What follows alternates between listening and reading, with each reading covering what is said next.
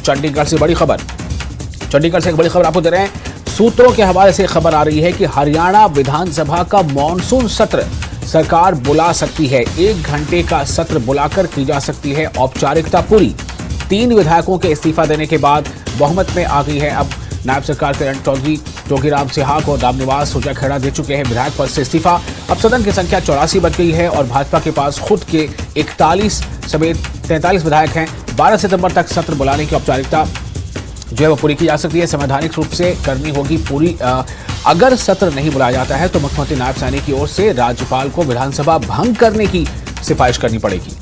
तो इस वक्त एक बड़ी खबर आपको दे रहे हैं, चंडीगढ़ से बड़ी खबर है। सूत्रों के हवाले से खबर आ रही है कि हरियाणा विधानसभा का मॉनसून सत्र बुला सकती है सरकार। अंकित दुधान इस वक्त हमारे साथ फोन लाइन पर जुड़ चुके ज्यादा जानकारी के साथ। अंकित, क्या अपडेट है? पहले तो खबर ये चल रही थी कि विधानसभा भंग करने की जो है वो सिफारिश कर सकती है। अब खबर ये आ रही है कि बजट सत्र जो है वो 1 घंटे का सत्र जो है सरकार बुला सकती है। अंकित,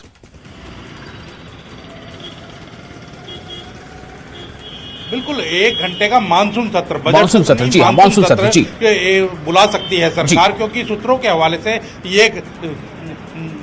हवाले से ये खबर आ रही है कि अब जो है, क्योंकि 3 विधायक इस्तीफा दे चुके हैं, उसमें कांग्रेस की किरण चौधरी हैं जो कि भारतीय जनता पार्टी में शामिल हो गई और राज्यसभा के लिए अब चुनी जाएंगी क्योंकि वो अकेली उम्मीदवार हैं। और उसके साथ ही जोगीराम सिहाग है, रामनिवास सुरजाखेड़ा है। तो ऐसे 3 विधायक हैं जो इस्तीफा दे चुके हैं। तो 3 विधायकों के इस्तीफा देने के बाद अब जो सदन की संख्या जो बच गई है वो 84 बच गई है, क्योंकि 3 जो विधायक हैं वो पहले ही, उसमें रणजीत सिंह चौटाला की बात करें तो वो इस्तीफा दे चुके हैं। वहीं वरुण मुलाना की बात करें, वो सांसद बन चुके हैं, वो इस्तीफा दे चुके हैं। और राकेश दौलताबाद वो उनका स्वर्गवास हो चुका है। तो कहीं ना कहीं 3 सीटें पहले से खाली थी और 3 सीटें और खाली हो गई है। तो अब संख्या जो सदन की है वो 84 रह गई है और 84 की संख्या के अंदर बीजेपी के पास जो बहुमत है वो 41 खुद के हैं, एक निर्दलीय नैनपाल रावत है और एक हरियाणा लोकहित पार्टी के गोपाल कांडा है। तो ऐसे मिलाकर के 43 विधायक हैं।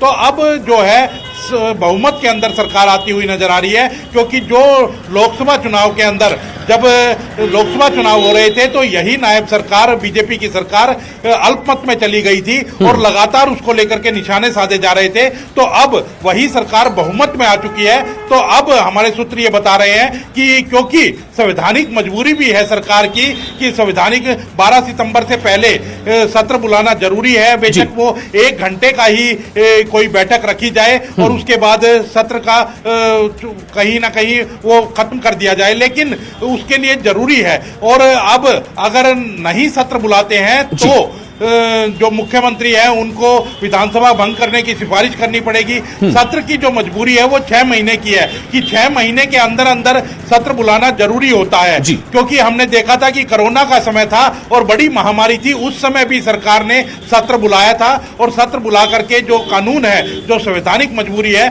उसको पूरा किया था।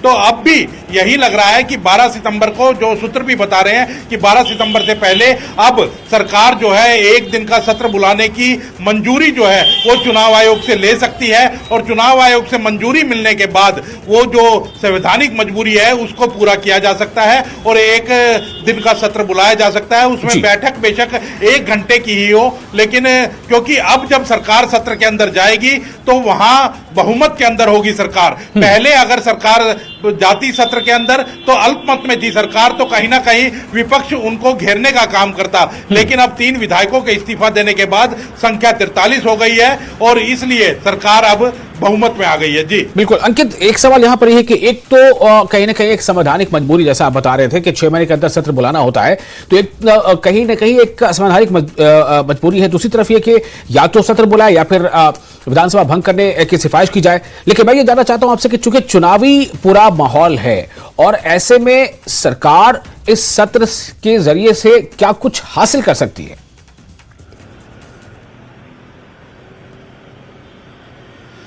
ऐसा कोई चीज नहीं रहेगी जो सरकार कुछ हासिल करेगी। केवल मैंने जैसे भी पहले कहा कि संवैधानिक मजबूरी है और संवैधानिक संकट खड़ा ना हो, इसलिए 1 घंटे का ही सत्र बुला करके और कहीं ना कहीं औपचारिकता पूरी करने का काम किया जाएगा, क्योंकि इस सत्र के अंदर ना तो कोई बिल लाया जा सकता है, ना कोई विधेयक लाया जा सकता है, किसी भी तरह की मंजूरी नहीं दिलवाई जा सकती, क्योंकि कोई भी चीज की मंजूरी अगर देनी होगी तो चुनाव आयोग से परमिशन लेनी होगी और चुनाव आयोग से पहले तो सत्र बुलाने की भी परमिशन लेनी होगी। तो कहीं ना कहीं अब सारा जो गेंद है वो चुनाव आयोग के पाले में है, इसलिए सरकार जो संवैधानिक मजबूरी है उसको पूरा करने के लिए 1 दिन का सत्र बुला सकती है। जी अंकित, बहुत शुक्रिया आपका तमाम जानकारी के लिए। तो 1 दिन का सत्र बुलाया जा सकता है, कुछ घंटों का यह सत्र हो सकता है, या फिर ये कि विधानसभा भंग करने की सिफारिश की जा सकती है।